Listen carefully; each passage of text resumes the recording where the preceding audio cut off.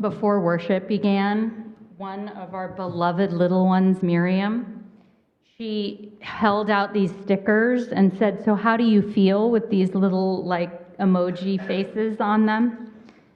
I chose the blue one with the winky eye and the blowing kiss, but now I wish I chose the wow one, wow one, particularly after that music and what has transpired in worship.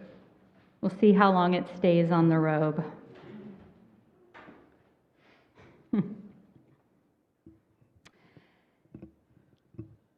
600,000 people are freed after 430 years of enslavement. These 600,000 people, have just borne witness to incredible things that have made this freedom possible.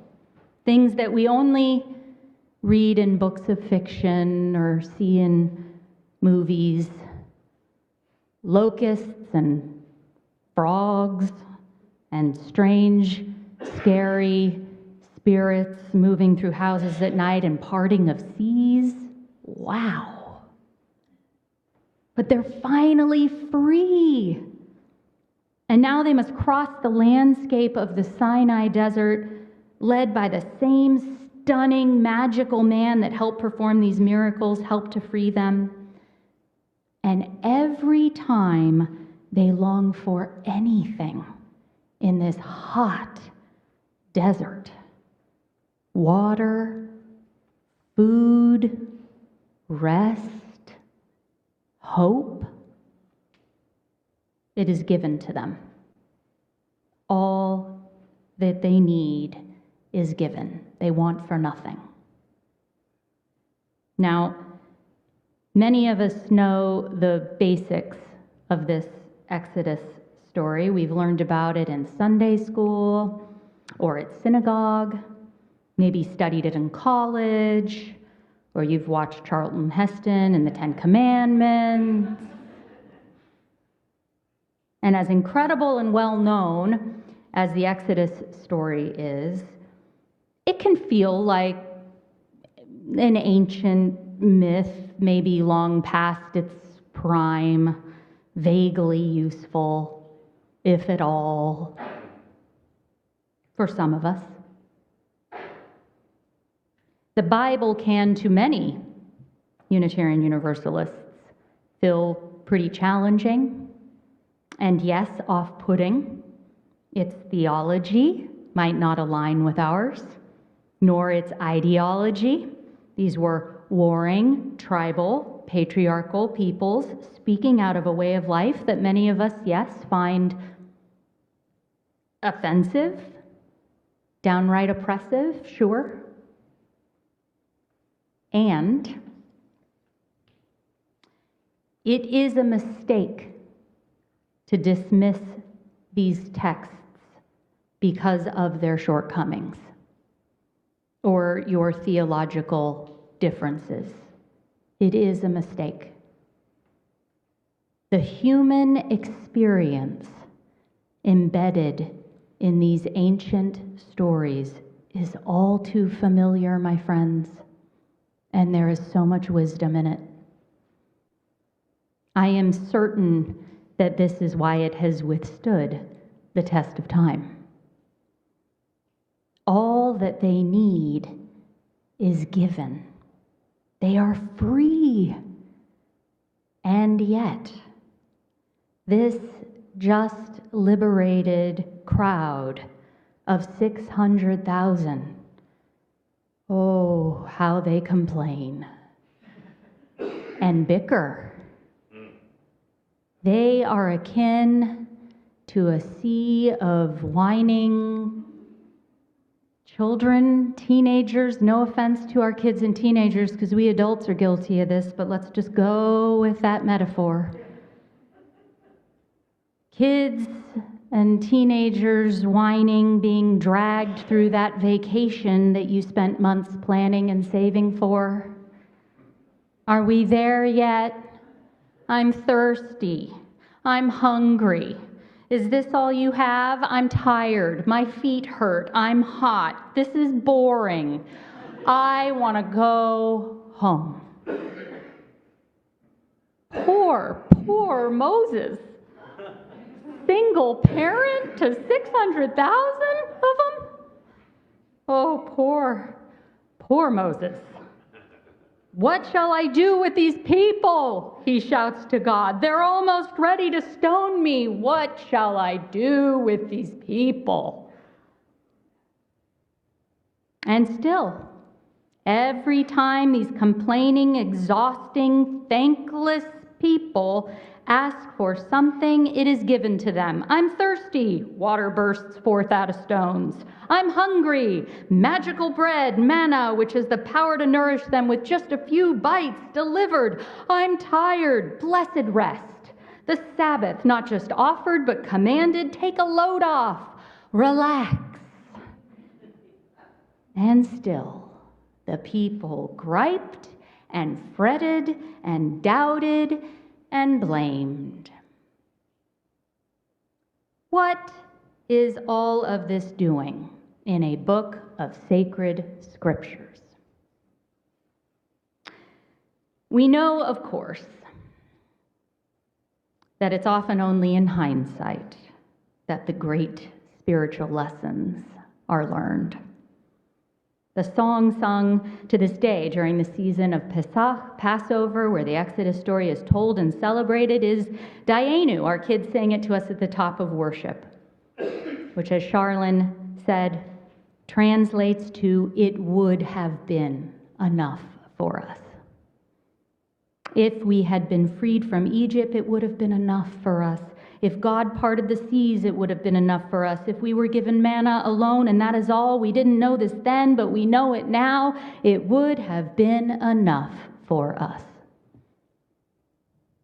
So this seemingly out of date, out of step with our modern lives story and the hindsight it offers us teaches us about the transformative power of enough-ness that, my friends, is oh so timely and needed right now.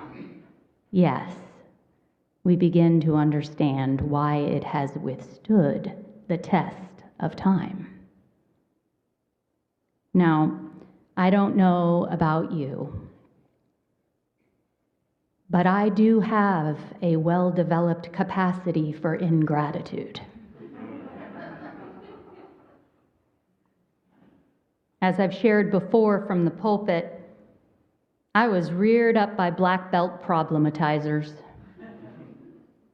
always waiting for the other shoe to drop, always planning for the worst.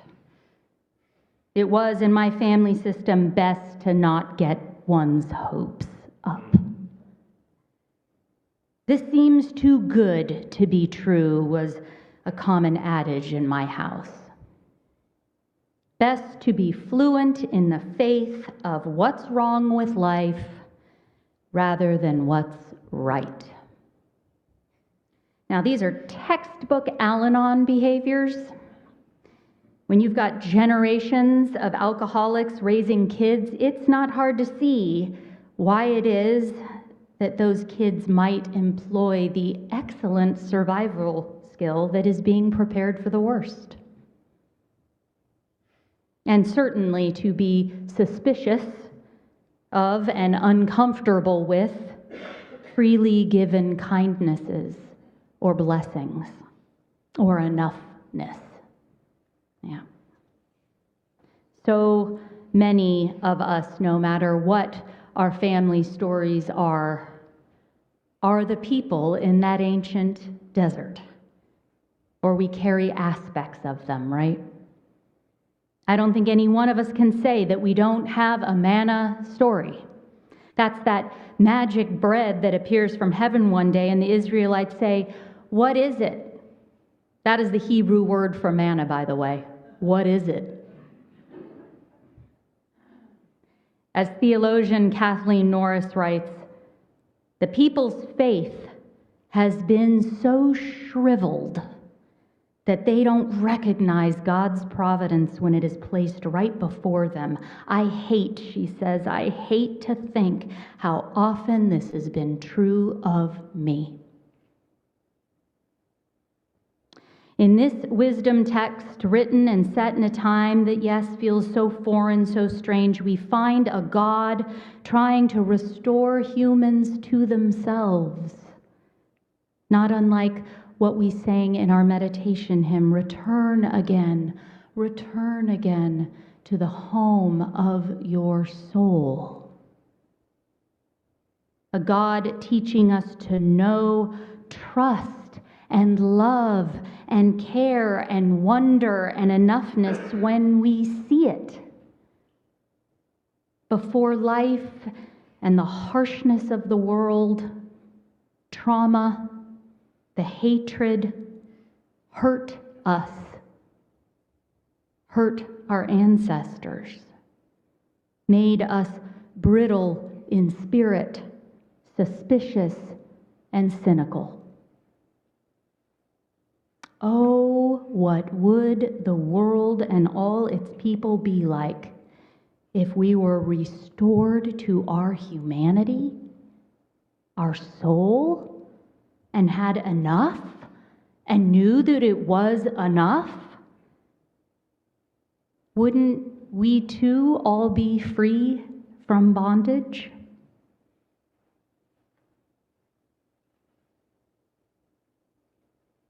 It is enough. It makes us hopeful, makes us faithful, right? It is enough keeps our addictions in check. It is enough puts our attention on all that we have and away from all that we think we need. Oh, how our planet groans and aches at the hands of our insatiable, unsatisfied wants, consuming. It is enough restores us to the beauty and preciousness that is life and our relationships. What more do we need than love and kindness? It is enough reframes our aspirations, what we grind away at all day, and how we compare ourselves to others, and how we harshly judge ourselves and our shortcomings. We are enough. I am enough. It is enough sets our priorities straight, my friends, and helps us to get clear about what we are fighting for on our siblings of the world's behalf, so that they might have enough. The hope of the beloved community is a balanced world of enough for all. Yes, it is enough is one of the greatest spiritual mandates gone unheeded across thousands of years. The great evils of the world tell us three things. You aren't enough. They aren't enough. And we will never have enough. Consider the bondage this ideology keeps us all in. But liberation is possible. Liberation is possible. And it can begin with the powerful, radical, healing, countercultural practice of gratitude and thanks and enoughness. I see the spiritual discipline of enoughness as one of the high-stakes errands of my life, so that I might do my part in healing the torn web of interdependence with which we're all caught up in, and to finally give my beloved, suffered, cynical, frightened, wounded ancestors some peace. That is one of the high-stakes errands of my life. And my attempt, for that is all it is, it's an attempt To live a life of thanks and enoughness, it helps with this. And it also gives me peace, meaning, hope, and joy. Helps me not to miss God's providence when I see it. Please translate that word for yourself. And I sense that you know exactly what I'm talking about, for you all teach me about this stuff every day. As our Jewish siblings around the world close out their rituals and prayers and songs this coming Tuesday at the close of Passover, let us all join our hearts with their hearts in this spirit of thanks that Josh mentioned at the end of his story, this spirit of presence and thanks. Thanks for the breath in our bodies, for the miracle of thought and heart and love, for the blessing of companions. Thanks for the beauty of this earth and the daily bread it provides us with. Thanks for the miracle and wonder of this sanctuary. Wow. And for all those who have come before us, crossed the threshold to this place in this blessed circle with fragile, complicated lives, yearning for company and healing and meaning, thanks. Let us be thankful for the voices of children, the future and the future's future singing, "It would have been enough," Dayenu, to us. For the spoken and unspoken joys and sorrows of a community trusting enough to share them openly, for the bravery of a journey of faith lovingly written and spoken, for the power of music beautifully arranged and played on our incredible piano, for prayers offered, silence held, for stories and cultures gifted to us at our time for all ages, for the gifts placed generously in our collection boxes, for returning again and again and again to the home of your soul. My God, we have so much to be thankful for. My God. And as Anne Lamott, Saint Anne Lamott, writes, we say thank you for lifting this corner of the curtain so we can see the truth, maybe for just a moment, but in a way that might change our life forever. I wonder what spreading this thanks and enoughness around might do. Who knows what great miracles and magic, not in the form of locusts and frogs, I hope, might descend, right? It is enough.